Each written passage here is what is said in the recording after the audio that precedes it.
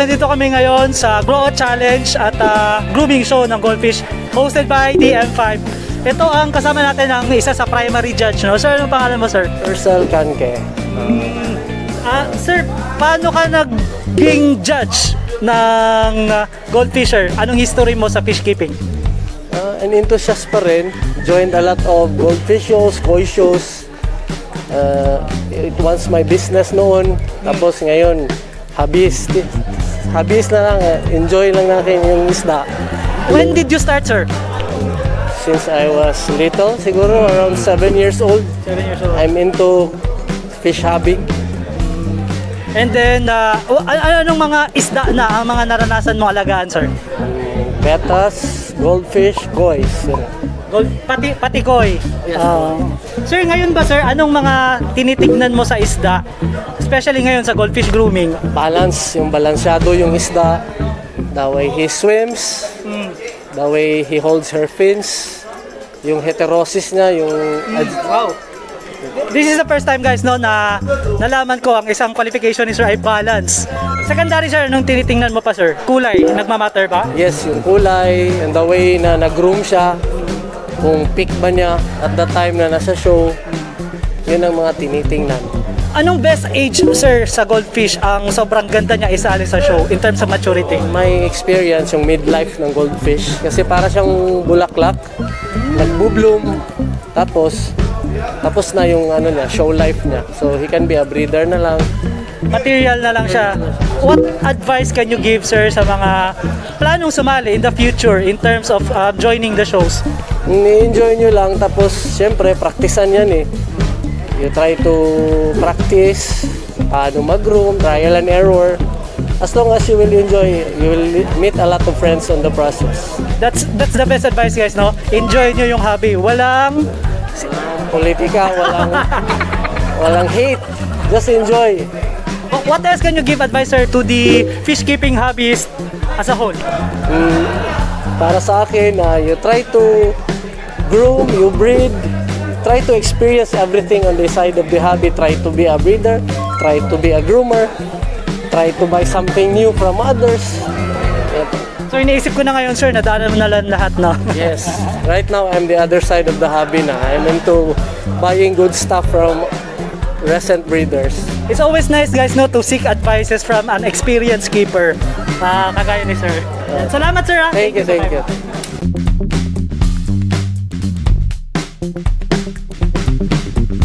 Guys, kasama natin ngayon ang second judge dito sa grooming show. Anong pangalan mo, sir? I'm Engineer Alejandro So of Davao City. Hello, engineer. Itong una agad tanong ko, sir. Yeah. How do you make it possible na you do the profession and at the same time doing the hobby? Actually, for me, iba talaga yung hobby, no? Hobby is different from profession. Yung profession kasi you deal with professional people also. Dito sa grooming naman, you deal professional groomer. Dito, yung hobby, iba rin. Although may similarity sila, dahil it needs some skills, no? As a professional engineer, you do thinking. The same here sa hobby na ito. Pero it's just a matter of yung time management. So pwede naman siyang pagsabayin, kaya lang time management ang importante. The other way around, sir, how does the hobby help you as an engineer? Well, for me, it's a stress reliever. We always say that, no? Yeah, it's a diversion. Kasi being a professional, medyo stressful, no? Dito sa hobby kasi, this is where you release your stresses. So without this hobby, I think maraming professional, hindi lang siguro engineer, but other professionals too. So, I know some doctors and yeah, architects. some. Medyo marami-rami naman din. Let's go to the hobby, sir. How many years were you in the hobby already? I cannot remember na kung how long, pero since it started, mga way back 2003, no? 3, as far as I can remember, mga ganun. What can be the most memorable experiences you get from a show, sir, like this? Show, memorable, fulfilling talaga pagka nanalo ka. Lalo. I mean, as a groomer or as a fanatic or as an enthusiast, yung greatest or as a hobbyist, ang greatest fulfillment talaga is when you win something. Regardless kung first ka, second, it's how you gauge yourself na you do the right thing.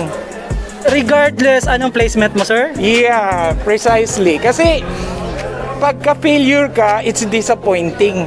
Pero when you win something, it's fulfilling. So it's how you gauge yourself. Saan ka na ngayon? No? Kung nananalo ka, that doesn't mean na fulfilled ka na. Kasi there are so many shows around na pwede mong salihan, hindi lang ito. Talking about fulfillment, sir, how do you define it now in terms of this show? Fulfillment in a sense na there are different stage or classification of fulfillment. Kasi ako, once na nagsali ako, that doesn't mean na kailangan manalo ako. Pero fulfill ako kung ano yung result, the way I manage, no? Or the way how the fish looks. Meron kasi tayong mga standards, not necessarily kasi kung ganito kasi na grow out, palakihan. Iba-iba ang skill kasi nung profession. Should I say profession?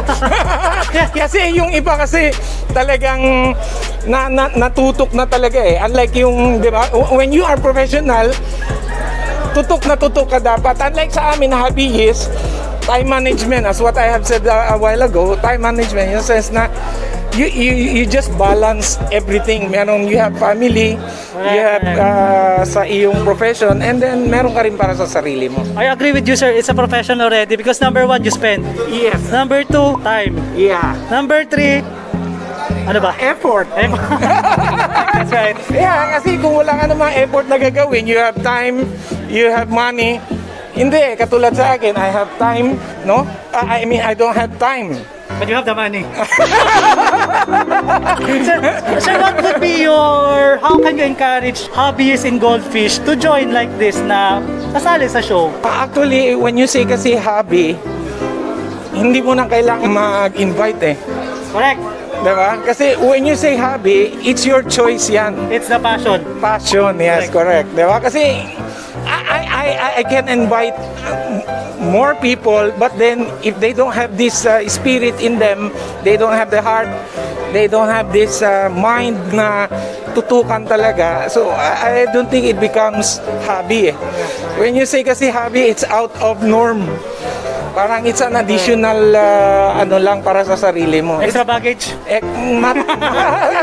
Something like that. Kasi medyo mahal din eh. Kaya extra. Talagang mahal. Nakita ko mga isda dun sa likod. So marami pa actually, no? Marami pang mahal din. Sir, what do we look forward now in a while sa judging nyo? Well, sa judging namin, you will see a lot of fishes na talagang yung pang import standard na. No, so I think standard. Well, level up na ito sila. Level up na. So yun yung primary reason bakit tayo nagkakaroon ng show, bakit nagkakaroon ng grow out. Number 1 is to educate, no? Number 2 is to invite, no? Para mawala sila, malihis sila doon sa mga masasamang bisyo, no? 'Di ba? And then yun na rin, as a breeder, you have to improve the quality of produce dito sa local. So thankful tayo na meron tayong mga DM5 na group na sila yung nagpaparating, sila din nagpapa-improve, no? And then marami lang tayong mga enthusiasts, keepers, supporters kumbaga. Yes, correct. Very nice insight, guys, coming from an experience and at the same time engineer. Thank you, sir. Thank you.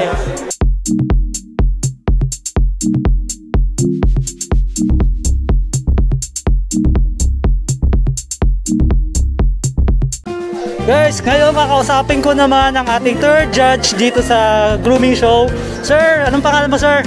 Feb. Febro Alvaro Bayona. Of course, you know his name. I've been reading a lot about the things that he does, no, in terms of goldfish keeping. Sir, how many years were you in the hobby already, sir? Not included nung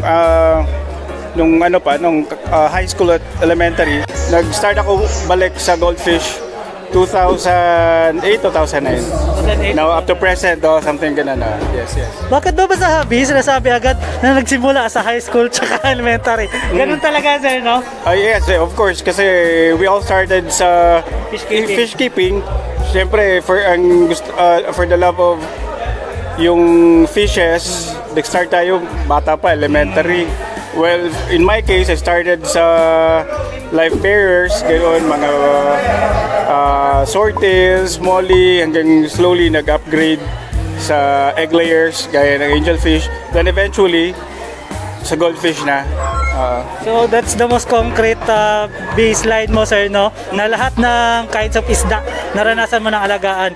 Sir, what do we look forward in this show now, sir, ngayon sa goldfish? For the show? Yes, sir. Well, we are looking for so far as I am checking the goldfishes, they are all competitive, very good quality. So we are just hoping that everyone will be cooperative and be mature enough to accept whatever the judges will be the decision sa show na to. Sana maging healthy na competition, walang bitterness afterwards. So we are all hoping for that. And I will totally agree with your decision, sir. Mamaya. And sir, paano ka ba pala napadpad sa goldfish keeping? Anong meron sa isda na to? Well, sa goldfish, we can say madami namang variety sa goldfish. But then I fell in love with the Oranda because kita nyo naman Oranda, you have everything in Oranda. Finages, doors, head niya, yung body niya, round, so it's very attractive. Even, let's say, tanggalin mo yung color ng Oranda, let's say white. Maganda pa din. Classic. Yeah, it's still beautiful. Especially the new variety of Oranda which came from Thailand, the broadtails. They look very beautiful compared to other varieties. Well, that's only my opinion, ha. I'm not biased, but that's my opinion with Oranda. Oranda for me is the best. Kasi for me, the true beauty ng goldfish is nasa conformity niya sa forma, sa ulo, sa finish. For me, pinakakalas na yung color. So yung forma, yung head, and as well as yung performance ng goldfish itself. Kasi even though if it's beautiful, but then during judging hindi siya nag-perform, just like sa pageant, di ba? Kahit gaano kaganda, if they don't perform well, so wala din. So it's a big factor din for show na how they perform, how they swim, yun, mga ganun. Best in costume lang, guys, ganon. And not to mention, guys, he has a farm. Is it open for the public, sir? Yes, sure, of course. It's open for the public, for everyone can visit our farm. It's called the Art of Goldfish Keeping Farm, which is located in Polomolok, South Cotabato. So if anyone who are planning to visit or buy some goldfish, what I suggest is send me a direct message first, so that at least I can make a schedule, because may di ba? So I hope everyone can understand. Sometimes I can reply agad-agad because may aside from goldfish, may ibang life din naman tayo. So that's why The Art of Goldfish Keeping. yeah, that you might wonder yung nakalagay dito, the art of gold fishing. It's because yes, it's because the original is goldfish keeping, but then it can't fit sa medyo mahaba. So that's why ginawa ko na lang na gold fishing instead of goldfish keeping. But it's goldfish keeping talaga dapat. But it means a lot more colorful now, sir. Yeah. Sinabi mong gold fishing. Oh, yes, It's on the process. Yes, no? yes. And we look forward to visit you, sir, sa farm mo soon on June. So day tour na shopping ng goldfish. Yeah, can visit there. Thank you, sir. Thank you. Oh, thank you too.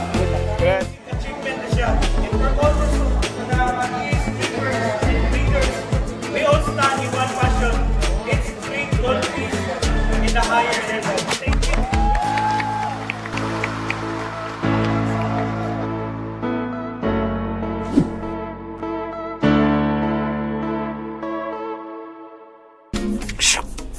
Astig! Galing! Wow, congratulations sa mga nanalo sa show at saka congratulations sa mga organizers and Team DM5. Sana kayo patuloy sir na gumawa ng show para sa Wave 4. At guys, don't forget to follow us in Facebook accounts, Jong Leguatics, Alex Leguatics, 8 Lag Aquatics. At guys, sa mga di pa nag-subscribe, don't forget to hit the bell button below para alam nyo kung kaming mga bagong videos. And guys, we'll see you on our next video. Legs up!